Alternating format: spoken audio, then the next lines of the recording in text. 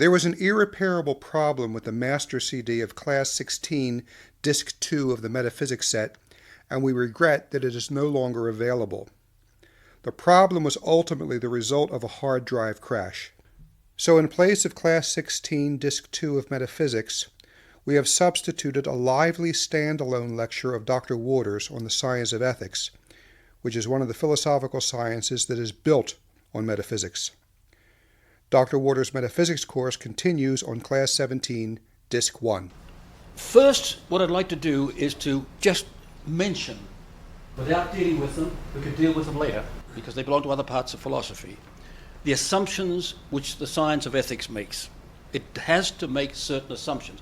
You can't study chemistry while you're teaching biology. You can't study biology while you're teaching physics. So you take them one at a time and deal with them in their proper place and proper order. First of all, God is. That's proved in the science of metaphysics. We saw one proof somewhat last class. Secondly, the spirituality and consequent immortality of the human soul. That's proved in the science of philosophical psychology. We dealt with that over about 18 months ago. 3, freedom of the human will, proved in the science of philosophical psychology also. 4, man is responsible for his actions. That's also proved in philosophical psychology. 5, God alone can satisfy the human will. We prove that in the science of philosophical psychology. 6, possession of God alone can satisfy the human will. That's proved in the science of metaphysics and in philosophical psychology. 7, man is ordered by his nature towards social life. It's one of his metaphysical properties, as we call them. Man is by nature a laughing animal, a talky animal, a scientific animal, an economic animal, etc. They're all saying the same thing as man is rational, but looked at from another viewpoint. That's what we call metaphysical properties. The same being and cause within him to have a little use in these circumstances or that circumstances. So they're the assumptions we make. We'll start on this resume, or this summary of ethics. So first, the psychological foundations in ethics, which is really an extension of the science of philosophical psychology. Call it philosophical psychology, philosophy of human nature, call it what you like. But it's about, psyche means, psyche in Greek means soul. So it's a soulology. That's what psychology is.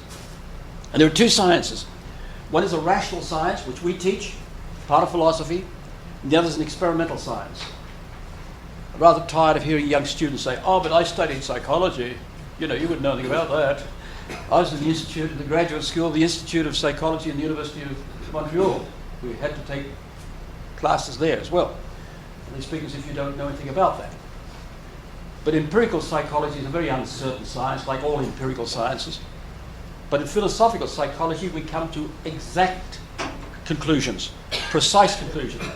This, for instance, there is a human soul which is rational, which is spiritual, rational, therefore immortal. We prove that with utter certitude. You don't prove anything like that in empirical psychology.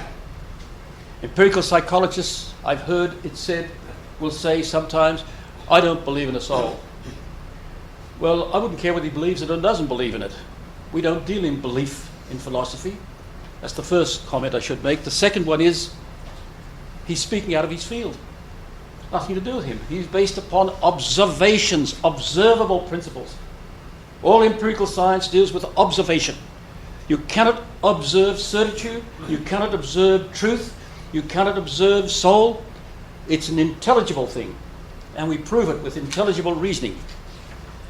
So, at the beginning, we continue on where philosophical psychology somewhat leaves off. The first thing is one of these rational principles, principles of reason. A very important one. Unfortunately, please don't feel offended at what I'm going to say. American philosophers have messed this up. All philosophical language, they've messed up. I think many of them were not really true Latin scholars. You'll see what I mean in just a second.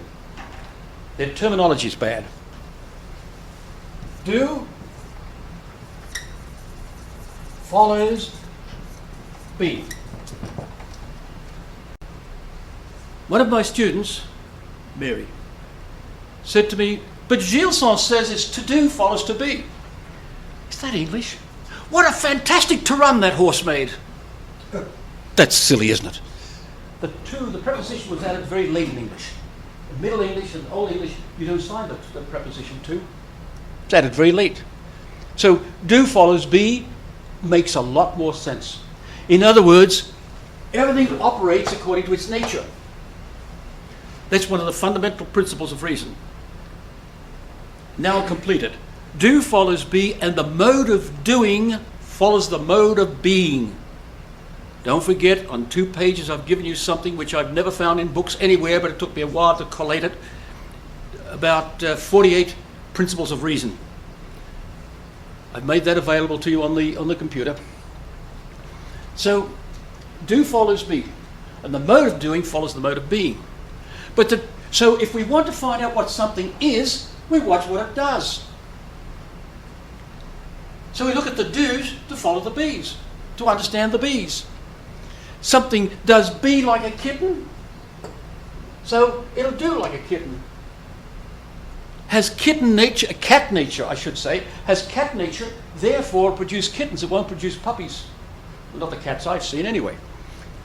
So we understand the nature, how it does be, to understand how it does do.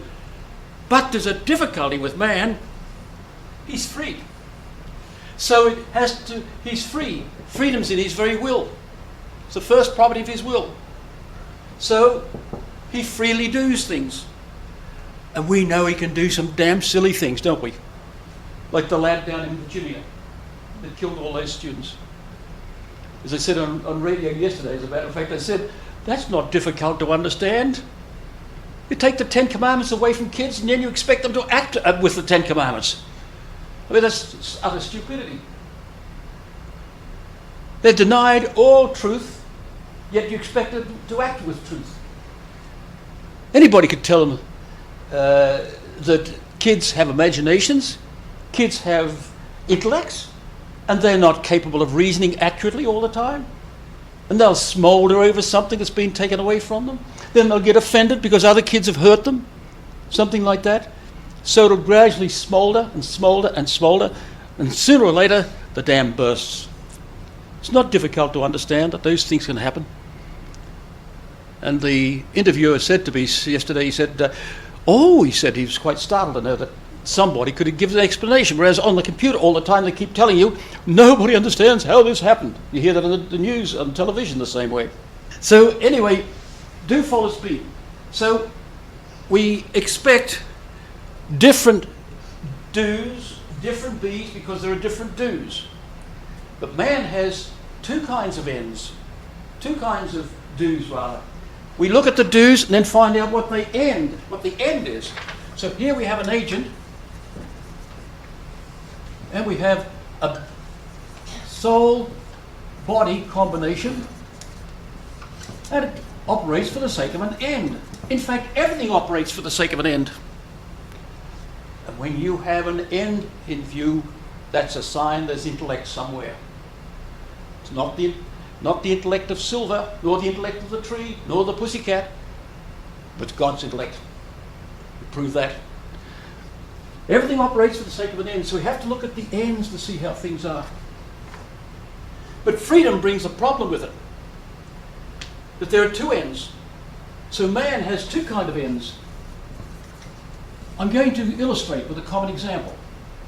He has what we call a purposed end, a purpose, and a natural end. The Latin terms are the best. End of the agent. End of the act. Some of the textbooks use the term object and end to distinguish them, which is very poor. So the purposed end, or the intention, is free. The natural end is not free. Now, for instance, let's consider a sexual act. What's the end of the sexual act? New, live man. I find it very odd when people deny that. Physically, physiologically, psychologically, it's quite evident. You've got to ignore those three things, those three studies, in order to accept what a secretary of the Council of Churches said to me once. He said, this was in another country, he said, "Oh, I don't think sex is about children." Well, he can delude himself, but he didn't delude me. So new live man, that's what the nature of the act. Or that's a sexual act. Take a nutritive act, eating. What's the end of eating? New substance, nutrition. But what's the end of the aging? Now, why are Bob and Betty doing this act on this occasion? It could be for pleasure. Because they want a new child, new live man. It could be they get their weekly exercise. I use silly examples sometimes, and this drives it home to the students. They think of those things. When it comes to exams, you can see it. These silly questions pop up, or answers pop up straight away. Exercise. It could be revenge. That puzzles them. Yes, her dad did something, or his dad did something to her dad years ago, and she's out for revenge. I forgot which way I put it now, but anyway, he wants to get her pregnant, so get her pregnant, so he knows her old man will be furious about that, etc., etc. So, in other words, it could be Saturday afternoon, nothing else to do, etc. You see, there's not one of these forces itself on the act. This end does. That end belongs to them. The funny part is, those that opt for contraception are the first ones to deny this. Oh, sex is not for children alone. I didn't say it was for children alone. But it's for children, it's the natural end of the act. But they might be just manifesting what? They're married and they're manifesting love for each other. Perfectly legitimate, since they're married. So the question then is there a way someone ought to act? Is there a way someone ought to be, let's say, could we choose the oughty so we won't be naughty? Put it that way. So one of these has to be distinguished from the others. This one, Nietzsche's fixed that. And interfering with that is an interference with nature. And the master philosophers have all seen this, that to reject this for the sake of pleasure is a misuse of the function. And everybody's horrified because the Romans, they'd go and gorge for days. Well, you can't eat food for days on end and keep drinking all the time. So they go to the vomitorium, tickle the back of their throat, or drink a vinegar of ipecacuanha or something like that, and vomit the stuff up. And everybody says, oh, what a disgusting habit. What a frightful thing to do. Inhuman, as I heard someone say. Yet, contraception I'll still accept. It's exactly the same thing. The rejection of an end for the means. And these act as a means for this. Or does this act as a means for that? But nature uses this to contract humans into this. So strictly this is a means for this. But it's never lawful to reject a greater good for a lesser. Because it's irrational. We're by nature rational. It's contrary to human nature to act irrationally. We know that. We lock people up who behave that way. So then, that's the problem now. So the big question in ethics is there a way man ought to act? The oughty. Is there an oughty so he won't be naughty? Etc. But this concerns, now we're not talking about non-human acts. Achoo! That's a non-human act. That's a non-human act. Unless I do it deliberately, of course. We're talking about the human act. What's the human act? One in which the intellect and will take part freely. One in which the intellect operates, in other words, we have understanding of what we're doing, and two, freedom of the will is exercised. That's a human act. There's a difference between an act of man and a human act. Somebody trips over, say a chair, coming into the room, bumps into Professor Powers, breaks his leg. What happens then? That's the act of a man, not a human act. But if somebody got a hammer and broke his leg, that's an act. That could be a human act. If he's demented, of course, that's another matter. I cannot understand people don't grasp this when I'm speaking on capital punishment. But what about all those people who are insane? Should they be executed? No, I didn't say so. You first presuppose a human act is an operation. Nobody's responsible unless they've done a human act. So the acts then that we're responsible for are those in which intellect and will come into. When I was a boy in kindergarten, I think, they taught us about what's a mortal sin. One that you have full knowledge, full consent of will, and grave matter. Same thing. We don't get that from theology. Theology gets that from ethics, the science of ethics. You follow that, Tweety Bird? See? Good. So, so the ethics. So the big thing is then, right at the beginning, we have to think about freedom. What causes freedom? And what impede freedom? So, but why is man free, by the way? Why is his will free? The limitation of things around us. The limitation of the objects. That's why man's will is free. I lectured in the California Institute of Technology and the University of Southern California Medical School. One of those schools, I can't remember which it was. Oh, the Caltech, that was the one. Yeah, I remember. Philip, can't think of his name now. He's a geometrician. These were alumni and people like that who came back to the university and faculty. And he challenged me on the freedom of the will. He said, nobody can show the will is free. And I said, you want to bet? Got some money on you? I said, I'll put 10,000 down and we'll see where we go from there. He backed off. Anyway, we kept in touch for a while. We were writing. I lost touch with him, but very nice fellow, incidentally. But the freedom of the will, this is how we show the will is free. I'm not bound by this ice cream. I'm not bound by that chocolate cake. I could walk away from them both. And I love ice cream and chocolate cake. I could walk away from them.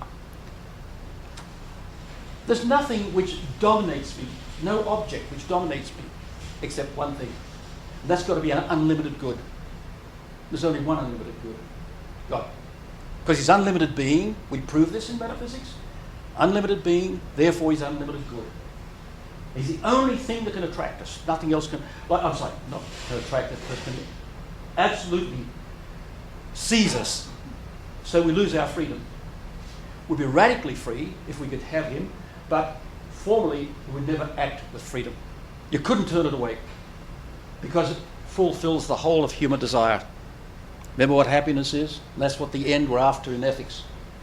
The fulfillment of every desire and elimination of all evil. So, my friends, we looked into this and we saw that there are 5 impediments. Yeah. What is the end of that attraction? What is it we're after when it's all said and done? Well, we'll call that happiness. You see, happiness has to be analysed. Happiness is a result of us... Of ceasing having that, yes. It's happiness in the concrete, and I've got happiness abstractly considered just by talking about it here now, but I'm looking for happiness. We're all looking for it. Some find it in cars, some find it in following the bills or the savers, others following it in money, find it in money. Like a pharmacist friend of mine said many years ago, so many years I wouldn't like to reflect on how many there are. He said, I'm happy when I'm making money. Didn't think much of him, frankly.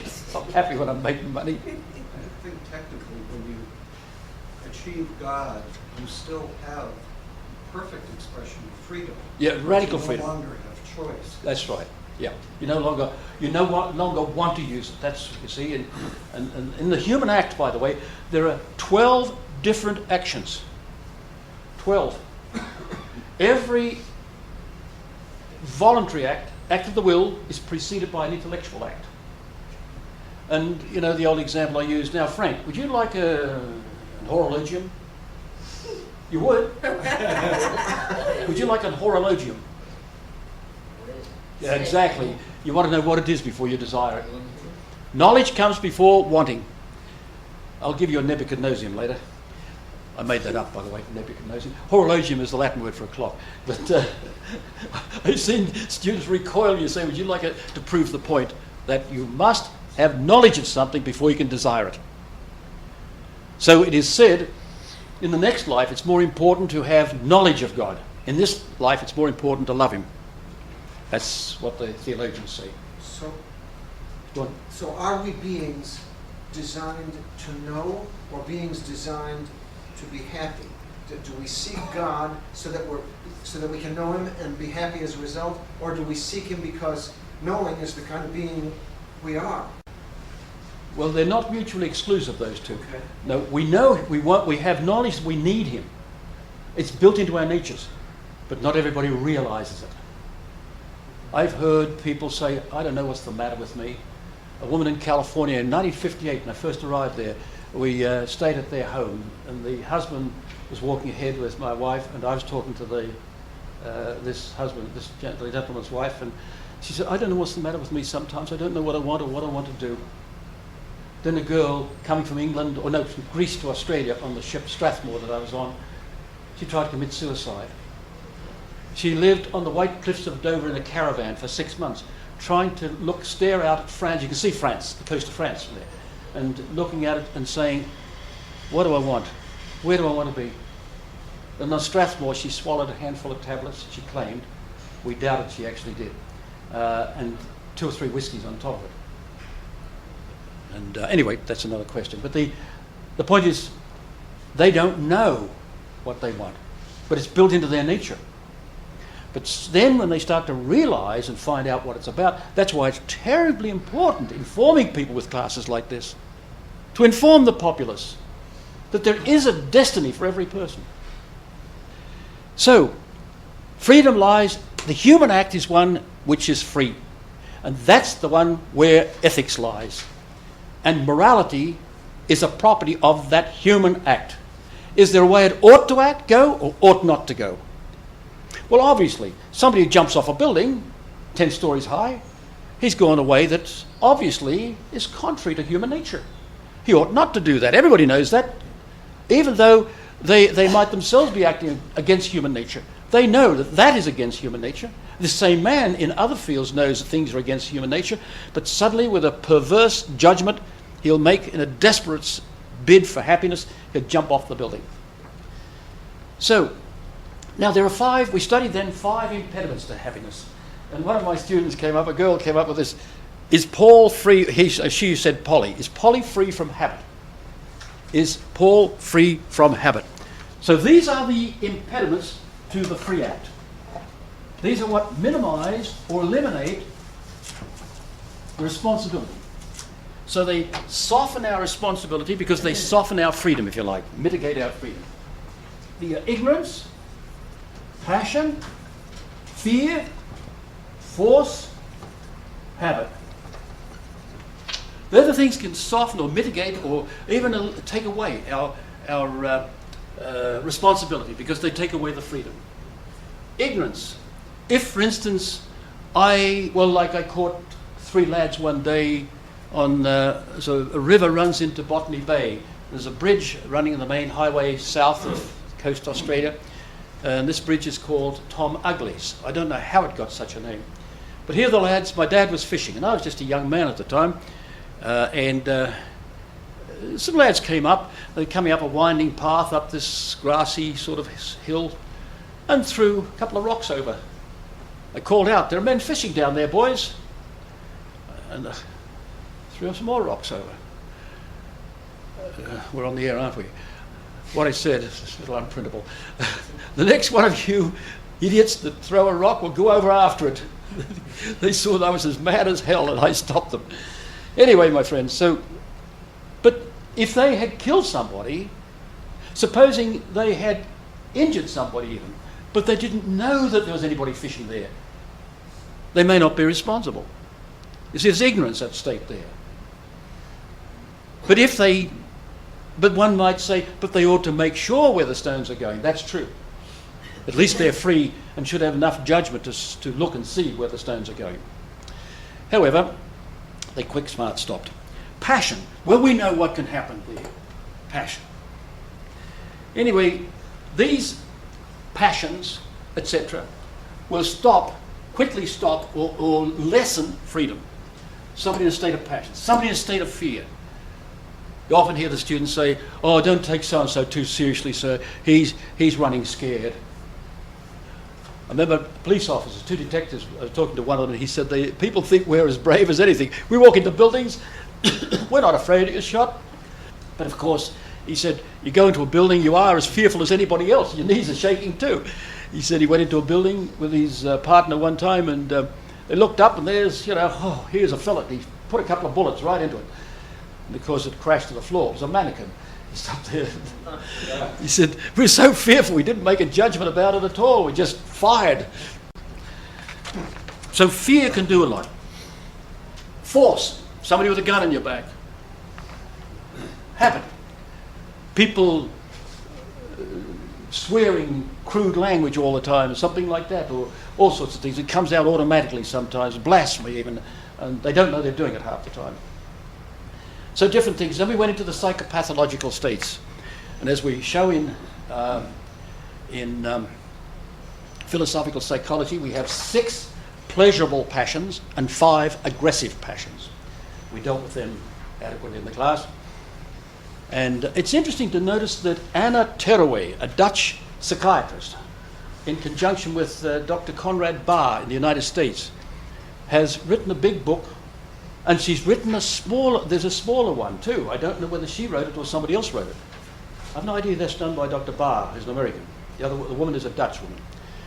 She has produced this book to classify the psychopathological states, the mental illnesses, and it shows that they are best divided by Aristotle, who lived about 400 BC, by the division of passions which he gives, these 11 passions, the 6 pleasurable and the 5 aggressive.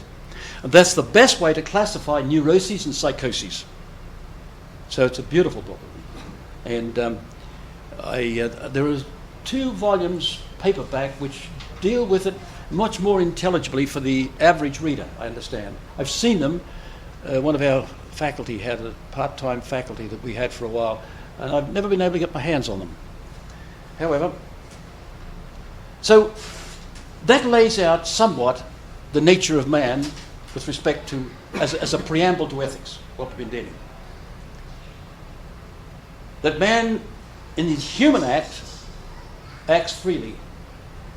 And is there a way he ought to act? So we'll deal with that presently. But now we come to the second section I want to deal with, the moral norms. How do we measure? How do you know what's right and what's wrong? My mother, before she died, said, it's getting that way you don't know what's right and what's wrong anymore. I saw in Canada and in Australia something which I haven't seen in the States.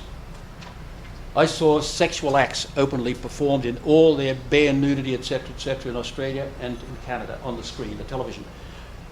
But I've never seen that in the States. It may be here, I don't know. But I can understand somebody in senior years asking themselves, what the hell's right or wrong anymore? Does anybody know? Well, then coming from a week after we buried my mother, we had to bury a cousin. And coming from the funeral, my dad said, how do you know what's right and what's wrong? And my friends, that was waving a red rag at a bull to me, because I've never forgotten that, to put my parents in such confusion over those concepts. That's why I can go berserk with somebody if they try to tell me there's nothing right or nothing wrong anymore. So let's look now at the way we prove the natural moral law. We'll come to that shortly. Silver. What do we do with a piece of silver? We put it into nitric acid and dissolve it. So what is it? We take silver, the chemical symbol for silver, and we look at what it does. When we had to do qualitative analysis, we're doing that sort of thing, looking at all the reactions it performs. We know it must be silver. The first set of reactions prove it's either silver, lead, or mercury. The next reaction proves it's silver. But silver acts according to its nature. It's fixed to act according to its nature. Cats are fixed to act according to their nature. They require cat food. They meow. Or as Jenna told me a story about what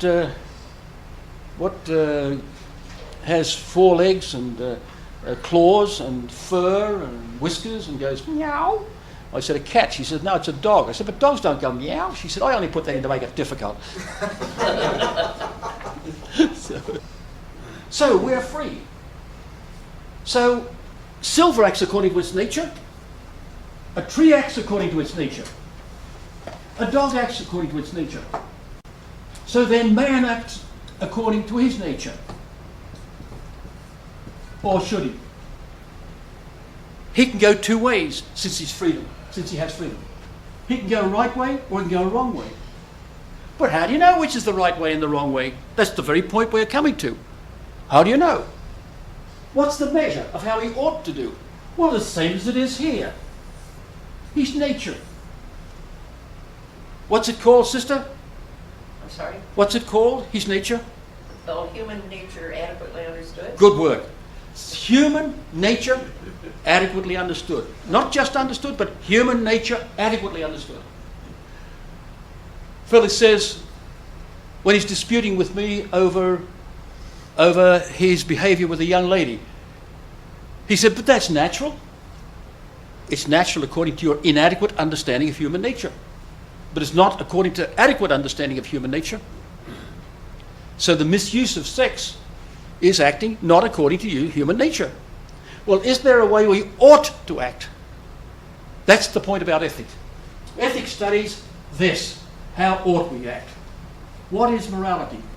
There's a way we ought to act with freedom. In other words, we're not absolutely bound physically. Some things we act naturally. For instance, something's falling, we go to protect our head. A snake will do that. If you've ever seen the brown snakes, the taipan and things like that, I watch them, they always pull the head back. The only time I didn't see that was in Ceylon. I saw a cobra come up out of a basket, and the cobra looked around, very tired, looked around it, and just to say, I can't bite you because I all my teeth out. So it went back down at the basket. The funny part was it just came up out of the basket, had a look at the fellas playing a pipe there, and he put his hand in and pulled it out again. So each time it went down, he had to pull the thing out. But it must have known it had its fangs out. In any case, but the snake will protect the most important, or the part it considers the most important, naturally. We do it naturally and instinctively just the same way. Put your hands up. As soon as something's falling, first thing you want to do is protect the head. So it's not just any understanding of nature, it's an adequate understanding of nature. So we have three moral specifiers. So far, all we've said, such and such, murder is against human nature, adequately understood. Rape is against human nature, adequately understood. Doesn't help much. So we have three specifiers that specify exactly what the particular act is, and to discover if it's in keeping with human nature or not. They're called the three specifiers. One is the end of the agent, as we saw before. The other is the end of the act and the circumstances. That's right. Those three are moral specifiers. They put into the particular category of act what this act is.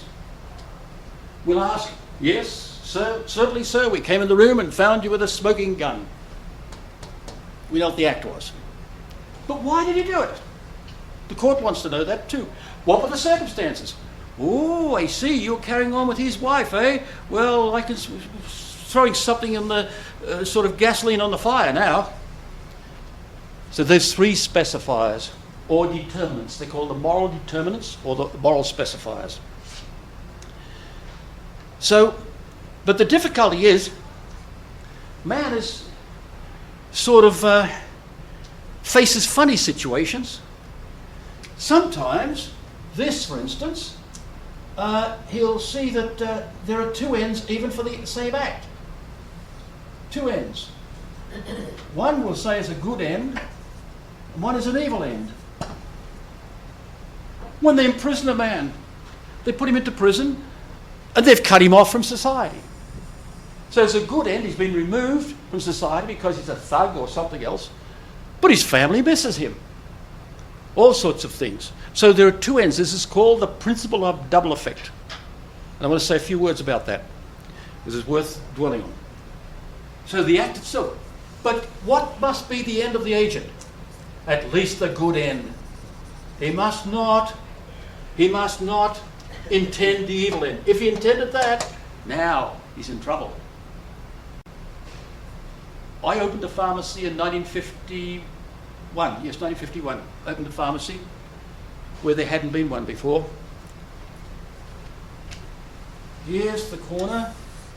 We're here. Here's the Dulwich shopping centre. Here's another small shopping centre near the railway line. And a slight hill going here and a bigger hill going here. We did well. But I put one man out of business here, I was told, another man out of business here, eventually. I had no idea that was going to happen. My inexperience didn't tell me that, but I didn't know the area that well that I could decide that. But eventually they were doing very well till I came along. And apparently they withdrew after a while. This one closed up the pharmacy altogether. This one sold it to somebody else who set it broke. But the thing was, if I had intended to do that, my act is contrary to human nature adequately understood. To take a living away from a man. I didn't take their living away, actually I opened pharmacies elsewhere. But that one act of providing goods and services to people in that area, and there were doctors all along this main road, by the way. Anyway, so when a man comes into a room and he's got a gun, and I shoot him, I grab my gun and shoot him. What do I do with it, Joe? I have it. You have it. I don't own a gun, by the way. The point is, I have to shoot him eventually to save myself, or to save Frank here, or something like that. So what I've done is two effects. I've stopped him, but I may have even killed him. So those two results, those two ends result in that one act. Safety, his death. What my intention must be. If I intend his death, now that's called revenge. The silly stuff you see on the computer and on television and hear it on radio occasionally, they're talking about capital punishment. It's an act of revenge. It's an act of murder. Hear all sorts of things like that. That's Tommy rot. The state is obliged to remove that man from the community, imprison him or something. I'm obliged to remove that man and protect my life, save my life if I can. Of course, you don't always read this, but maybe I could say, he's got 10 children and a wife. I have neither. All right, Joe, put the gun down. I'm not going to shoot you. You shoot me if you like, but I'm not going to shoot you. Well, that'd be an act of heroism, wouldn't it? To lay your life down for somebody like that. No greater love has got any man got than that he should lay his life down for a friend. So, the good effect we must intend. We permit this. Now, this is the principle of double effect. I will say the principle now. If there are four conditions, listen carefully and follow on the diagram. If from an act two effects result, one good and one evil, it is permissible to do the act provided four conditions are met. One, the act itself must be good or at least indifferent. It can't be an evil act. Two, the two effects, good and evil, proceed with equal immediacy from the act. Three, the good effect alone is intended. Four, there's due proportion between the two ends. Due proportion. Some proportion that ought to be there. The word due in English, not dio as Americans often write, I've noticed, because they don't distinguish the pronunciation. DUE is due in French. That means ought. Ought. So what proportion ought to be there? So that's the word means, due proportion. For instance, if I performed an act which succeeded in getting a cup of coffee for me, but the death of Jenna, There's no proportion in that. Obviously out of proportion. That's why I sometimes think about in the East. What do they do where they've certain countries, somebody steals something, chop his hand off? A little bit, that's a bit extreme, isn't it? Something like that. But I'll tell you what, they don't have any thievery much, so they say. But I've travelled in certain countries where they don't have thievery, like even in Italy where they don't have thievery.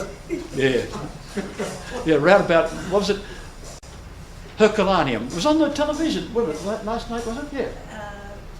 No, We were talking about the night before, I think, yeah.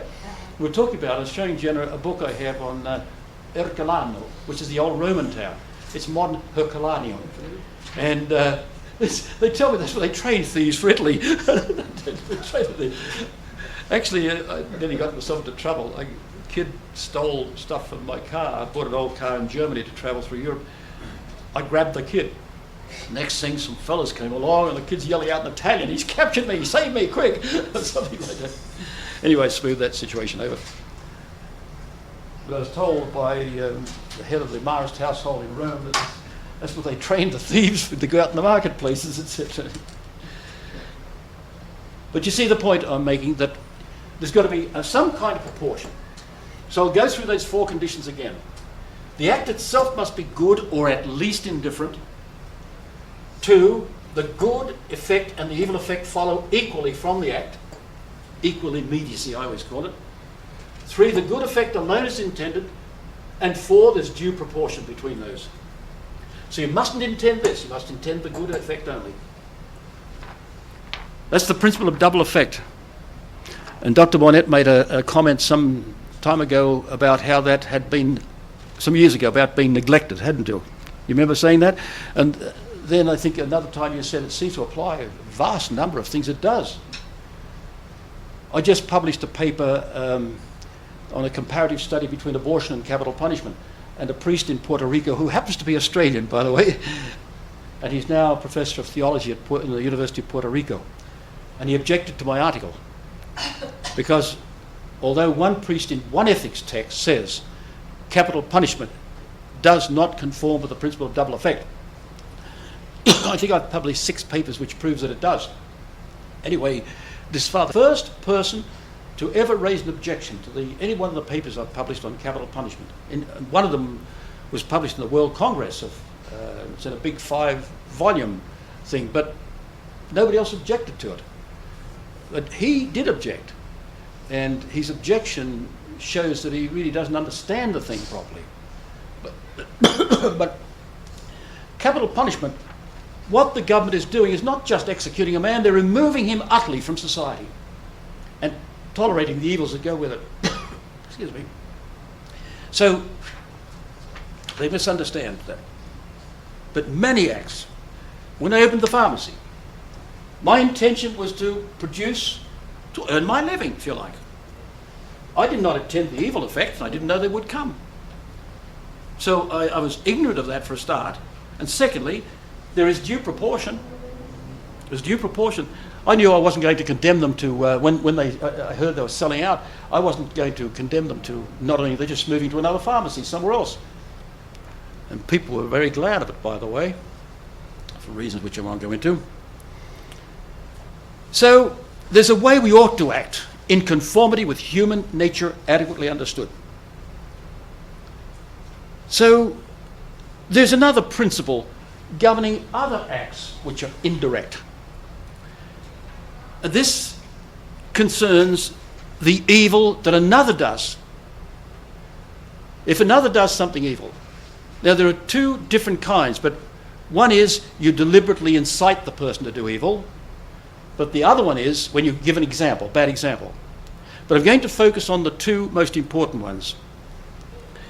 Material cooperation and formal cooperation. It concerns people, particularly in hospitals, by the way, tremendously, material and formal cooperation. It's very important in ethics to understand those 2.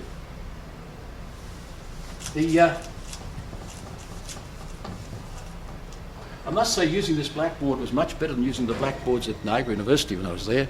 I don't know why, it seems to be good. The formal cooperation.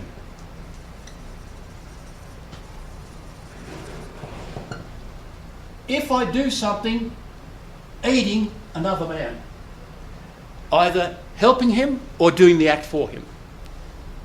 Now, for instance, I'd say, I'm not going to rob a bank. Oh, I'd never do a thing like that.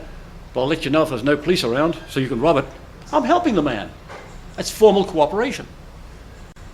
If a nurse says, I'd never have anything to do with an abortion, I wouldn't have an abortion, but I'll help you in the operating theatre, doctor, that's formal cooperation. You're participating in the act, or you're doing the act, one of those two. And usually it's you're helping in some way. And nurses and pharmacists, incidentally, and physicians have a lot of problems with that, with medical ethics. But material cooperation,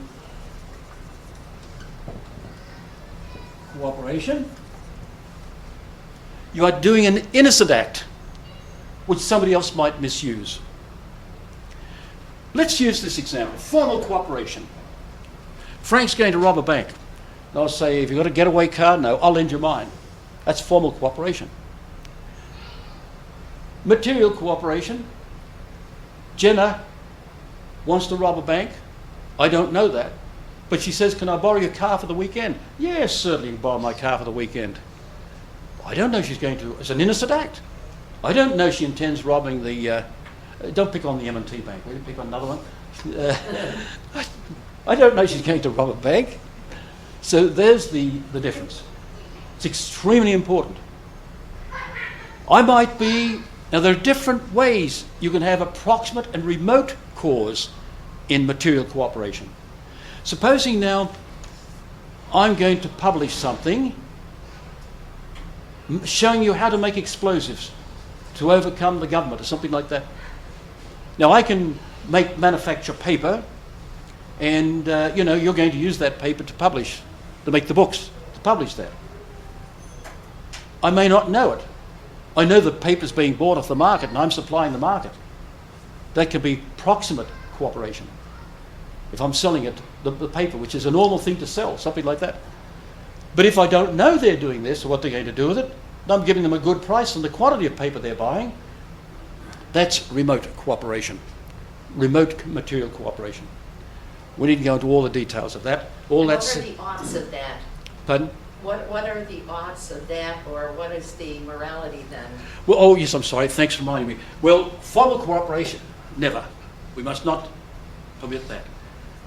Material cooperation can be sometimes double effect even.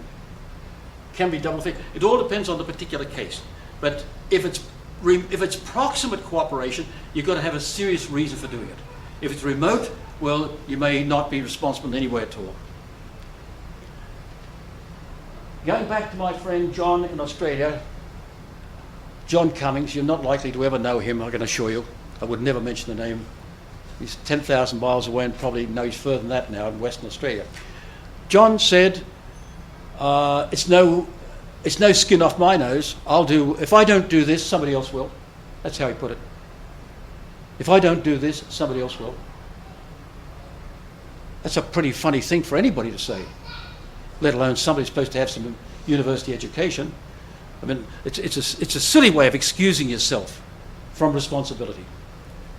From what I've been able to tell, material cooperation, it's just a matter of having a sufficient reason to do it. Exactly, but it must be an innocent act. Your act must be, it must not be a guilty act, you see. The other one is, it's automatically a guilty act. But it's a big distinction, and it's not understood by a lot of people, professional people.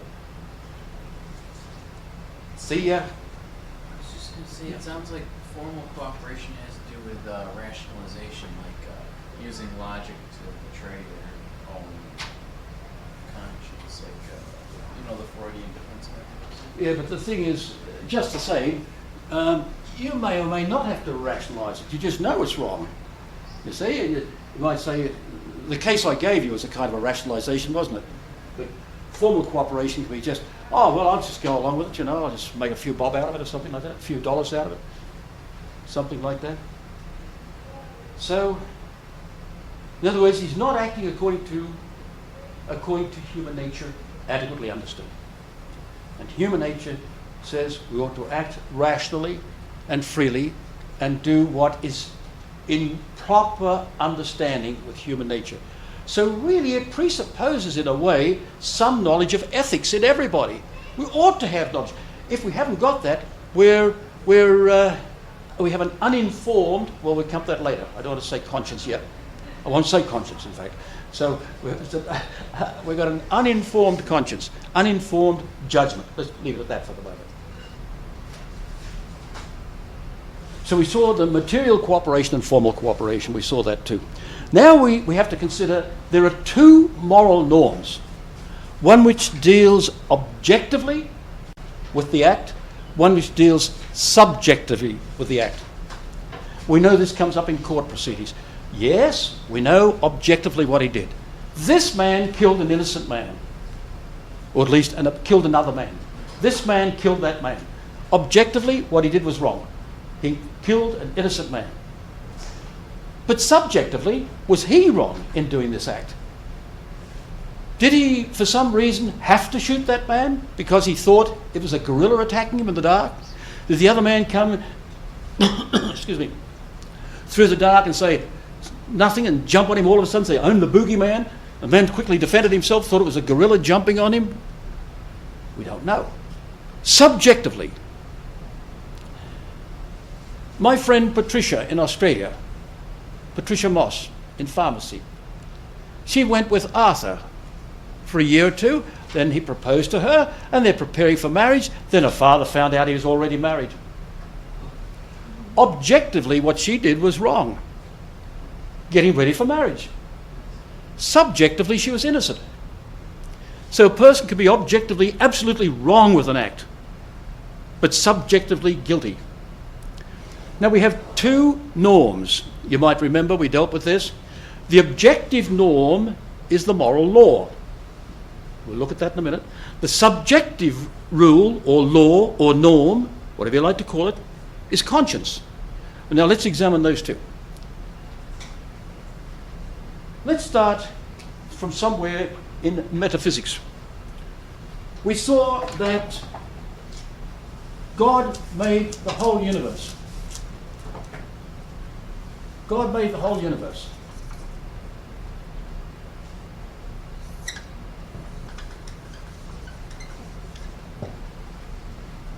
Looked at from God's viewpoint, there's a whole law covering all of this. This is called the eternal law. I think I've started doing this diagram. I don't usually do it this way, but I've started doing it wrong, I think. Eternal law. It's the law of the whole of reality. Physicists in recent times I've heard speaking are marveling at the rationality of the universe. They can't understand why it's so rational, reasonable.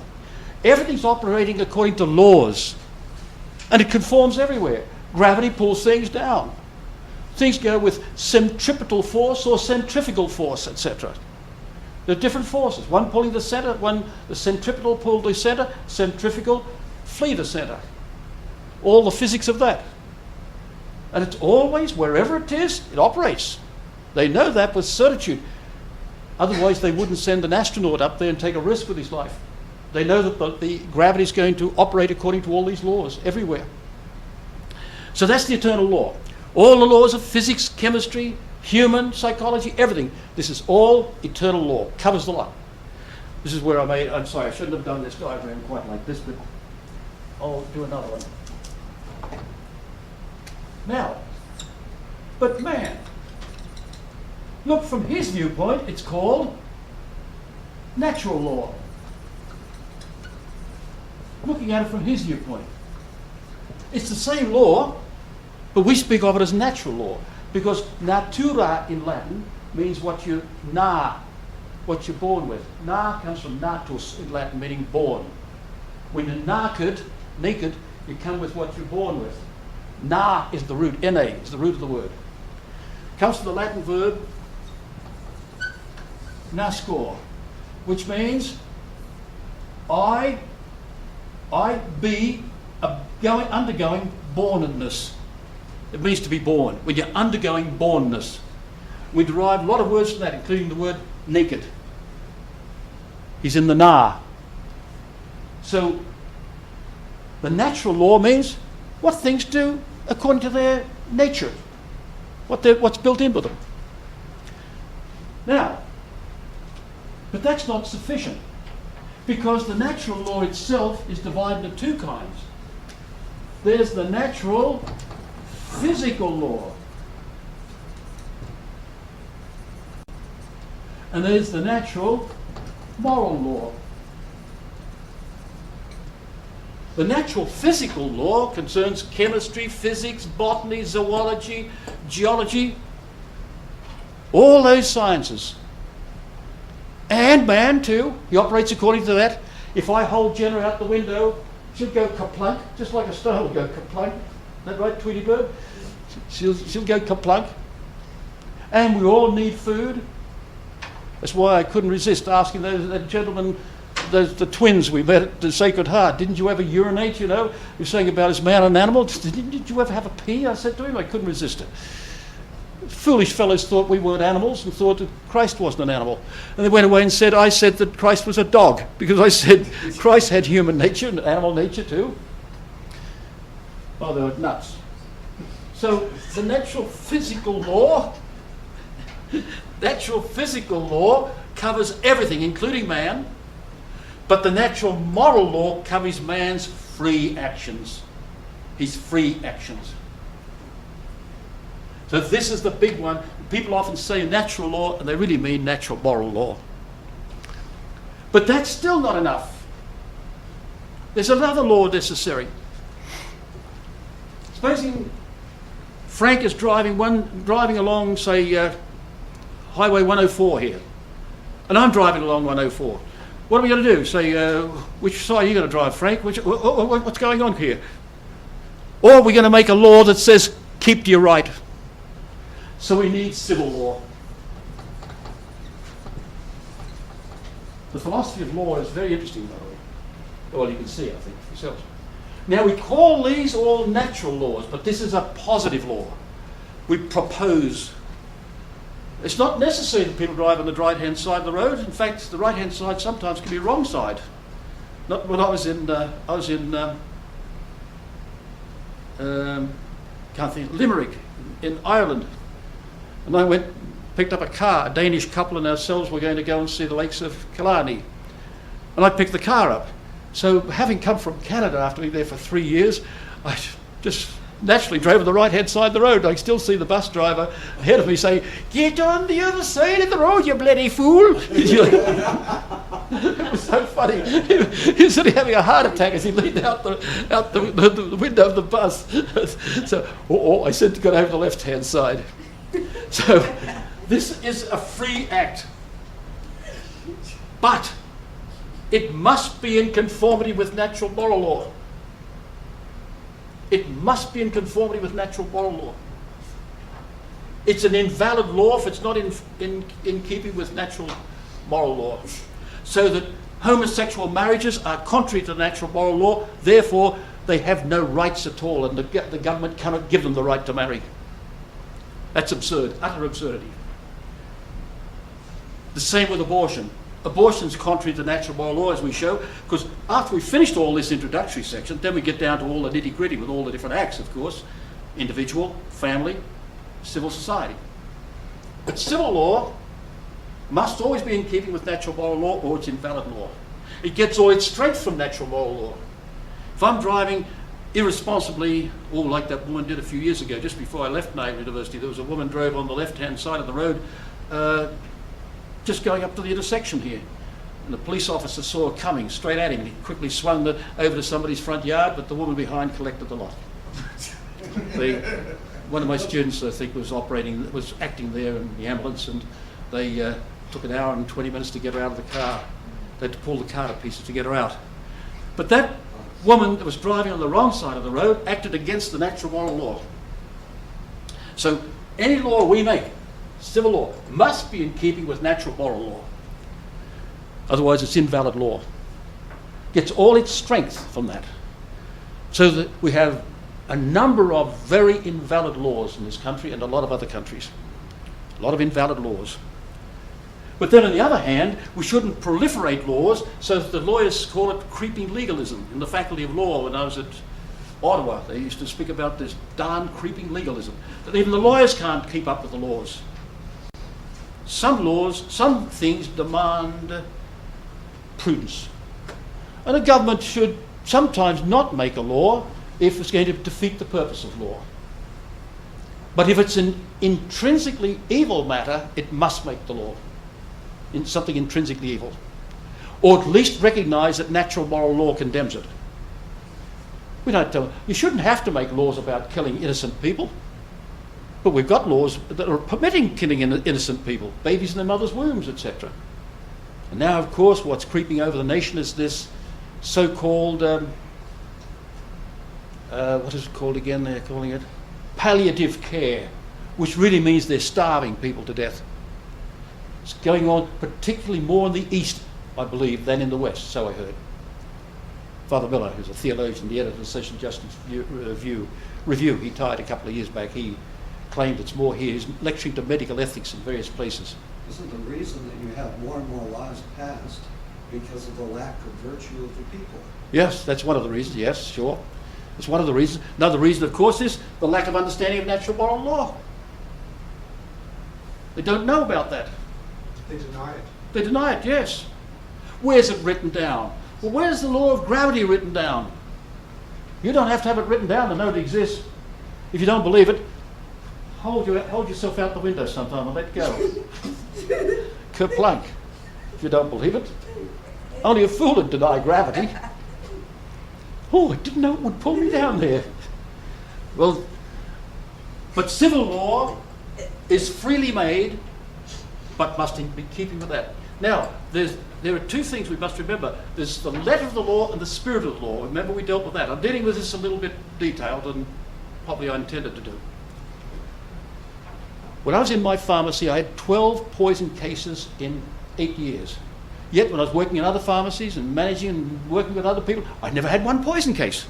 But in my particular case, it showed one thing, the tremendous confidence that I earned amongst a very, very anti-Catholic area that I didn't know was anti-Catholic until I went to work there, that they had great confidence in me. But this is what I do. It's another pharmacist, I know this, that they've done this. Oh, you better take it to the hospital. Should go down there. I didn't do that. Quick, get the car, phone the hospital, Elaine, get the car, and we had the child in the car and got to the hospital quick smart. Because time was of the element. Little girl swallowed 2 cyclobarbital tablets, capsules rather, and that's the maximum dose for a fully grown adult. Like taking 2 Nembutals, you might say. And we got to the hospital, they had somebody waiting on the sidewalk waiting for us, we got there. But this is what I did, I went through a red light. Then I drove up Lilydale Street the wrong way. It was a one-way street. I broke the letter of the law, but I kept the spirit of the law. That's the point I'm making. A man came in one day. He said, I've got a woman in the car about to give birth. He said, where's the nearest hospital? I said, I tried to describe it. And he said, I don't know this area. Follow me, I said. So red light came up. And I just looked both ways, all clear. Went straight to the red light, and I'm waving. He waited for the lights to change. Serve him right if he had some delivery on his hands.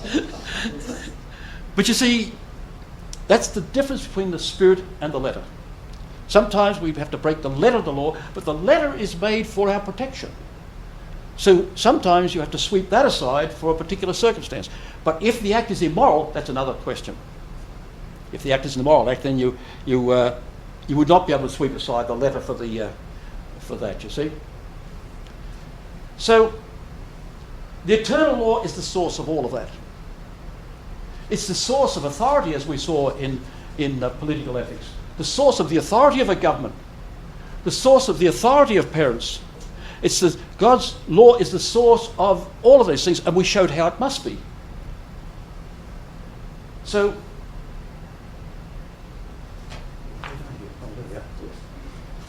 the natural physical law and natural moral law we saw, and it's all discovered how? By examining human nature adequately. I forgot I had one of these for you here. Adequately understood.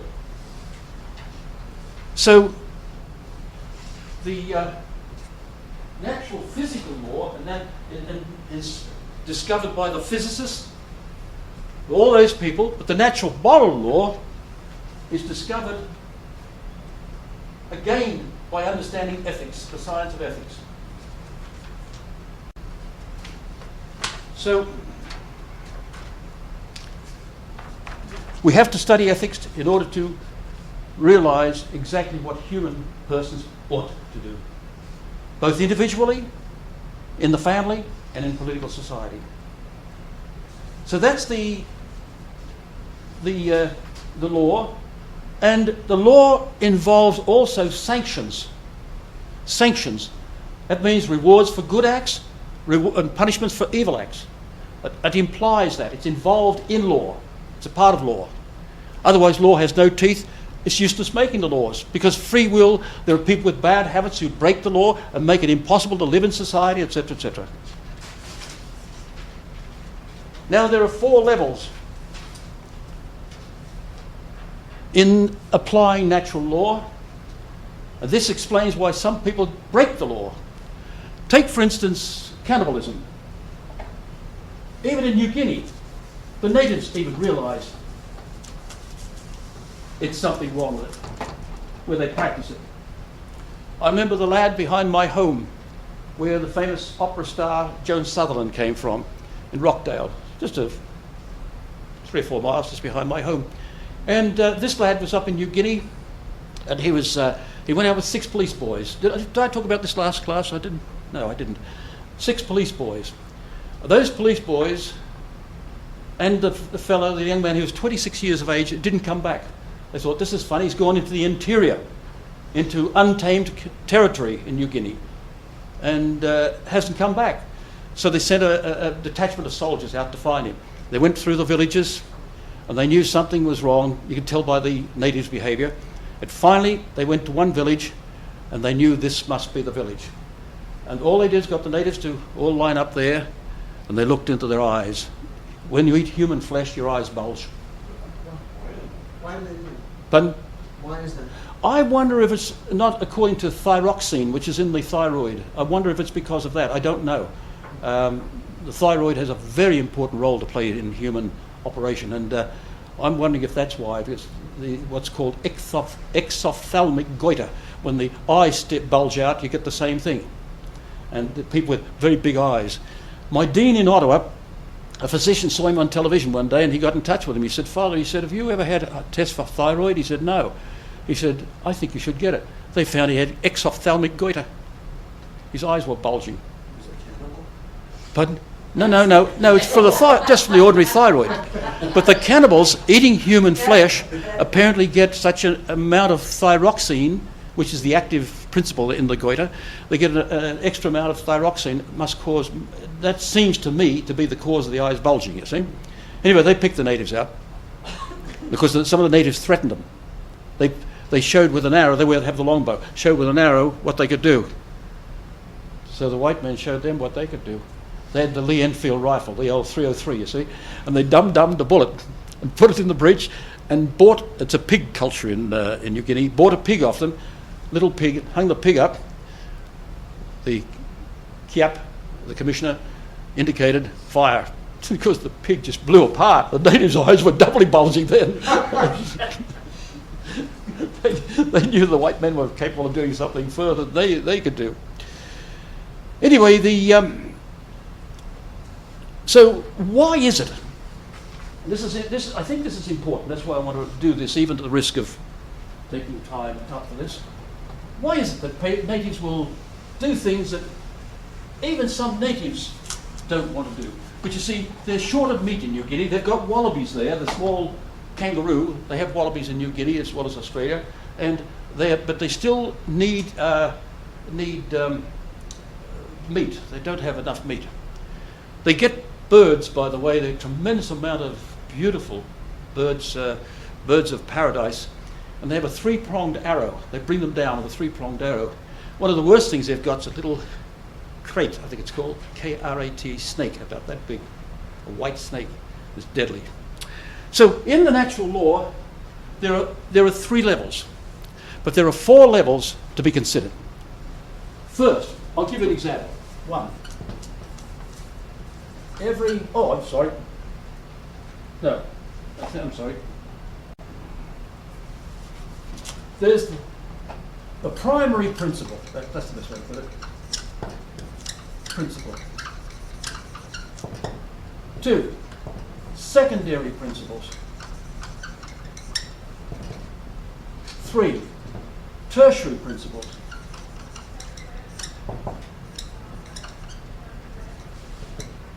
4, application.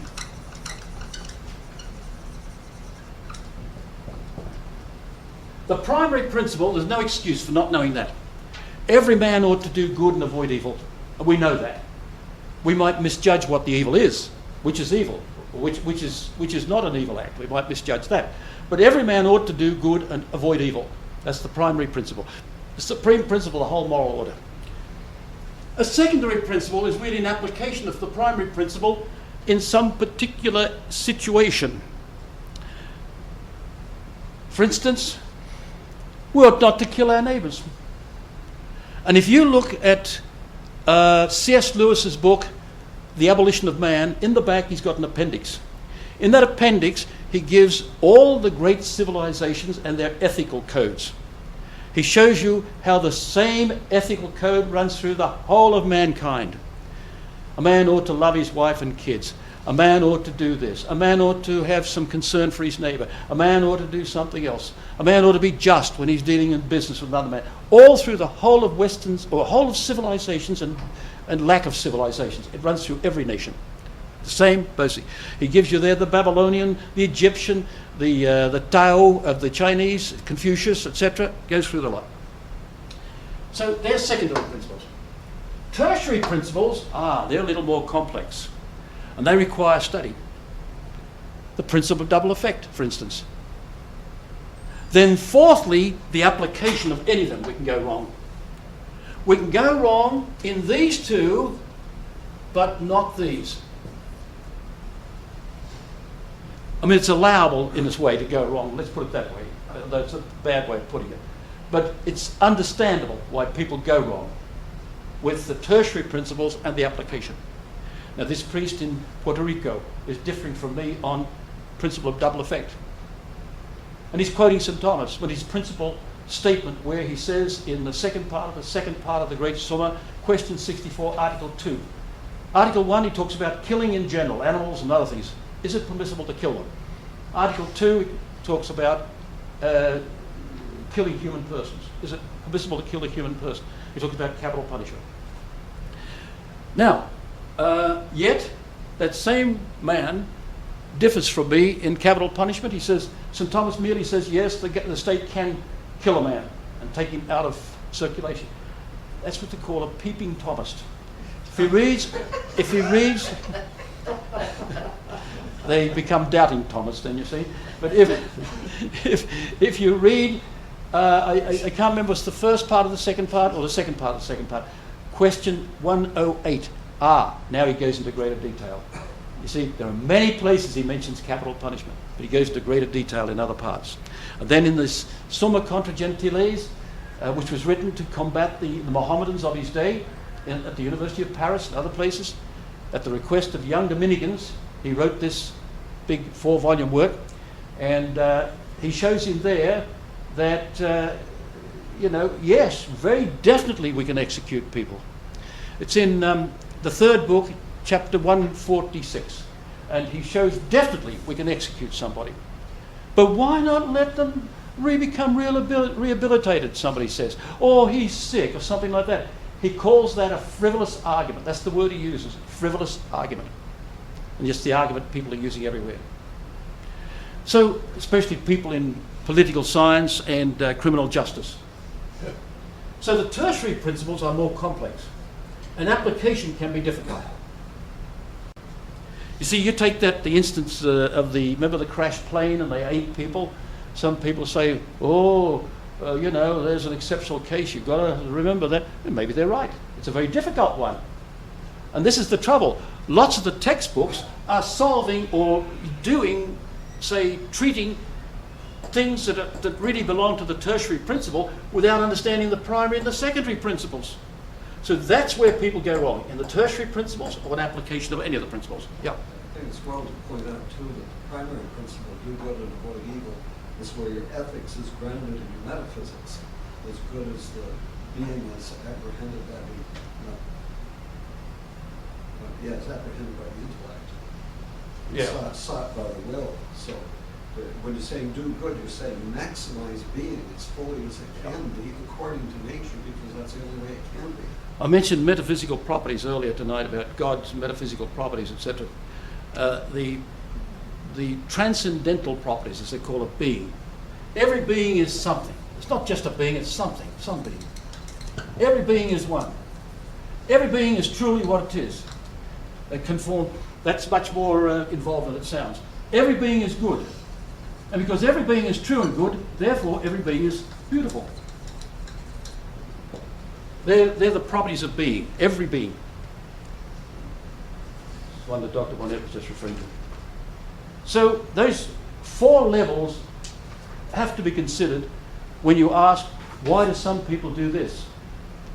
The most horrifying cases I have ever heard of, as I've mentioned before, was the case of the mafia. When one of their fellows stepped out of line, they'd take him out in the Mojave Desert. I thought of that. I went across the Mojave Desert 4 times last year with my brother, and I was thinking of that going to the Grand Canyon. They would take him out with 2 things, a shovel and a shotgun. And they'd put a shotgun to his stomach and blow out his whole stomach and whole intestines. After he had dug his own grave, screaming, begging for mercy, dug his own grave, shoot his gut out and then bury him alive. But far worse was when they got a girl to seduce a fella, and then as soon as he's finished his act, kill him. Now he's in hell. Their attitude is he's gone to hell because he's committed an act of fornication. If that isn't a misuse of their faith, what is? Or the worst one was the case in Spain of apostatizing, wasn't it? You swear allegiance to the devil or something. You curse. Eh? Oh, I don't remember you telling me. Doesn't remember. Anyway, it's in Spain they executed a fellow immediately after he'd apostatized. He'd abandoned his faith, knowing now we've got him in hell for eternity. Thank you. Isn't it a frightful thing? Isn't it a frightful thing to think that somebody can? I mean, it's bad enough what they've done, but that they can even use their faith against that to do that. That's the thing that frightens me. Well, it's time to finish now. We said we'd never go beyond the 8:30 level. So thank you very much, ladies and gentlemen.